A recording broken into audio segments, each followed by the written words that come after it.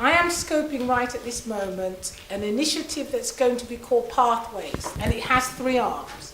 One is community, which I've been asked to lead on. The other one is statutory, which means that all the statutory agencies will try and put in place all the things that young people and everybody else, community, everybody else, will think that someone will need to be able to get out of that gang and lifestyle. How they're going to do that is beyond me.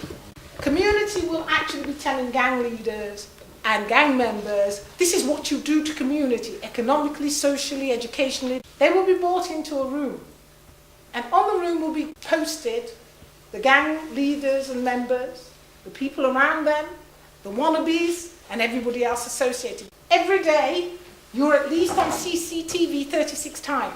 That's everybody in London, probably in the whole of the UK. So they will be called into a room, these pictures will be up, everybody will talk to them and say blah, blah, blah, and then they'll be given a time limit. And then at any excuse whatsoever, you don't have your driving license when you're in your car, police will come in and they will take out the gang, the people around, and the people around. At indefinite sentences, it looks like.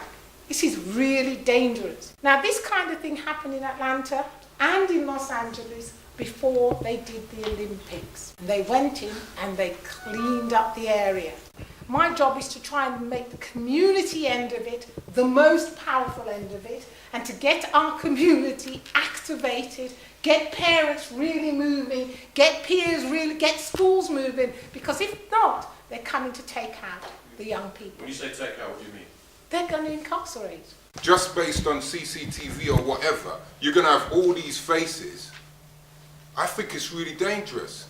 I think it's dangerous because suppose you've got a youth walking through an area and he gets accosted by a gang and his face ends up on the wall. And then when you say they're going to go and get them, where are they going to go and get them from? Because they belong to somebody. They're in somebody's house. And I know especially things that happened to my family in Spanish Town in Jamaica. My auntie had her door kicked off for youths who didn't have nothing to do with her, and guns pushed in her face. So I'm saying, I think that is a very dangerous suggestion, and if that's coming, we need to mobilise against that, because we cannot accept that. I'm really disappointed that people keep referring back to this 26 murders last year like it hasn't been happening all the time. We've been having that all the time. And I just want to make up, this is not an attack on anybody, but I'm sure, Mega, I'm sure you can agree. It's been happening from when I was in that school till now. When you understand what the word Trident stands for and what it means and what their main goals is. First, when I heard about Trident, it was a situation where they dealt with black on black gun crime. But at the end of the day, the only time you get real results or when you really hear about Trident is when there's murders happening. So they're not actually preventing anything. That's not true.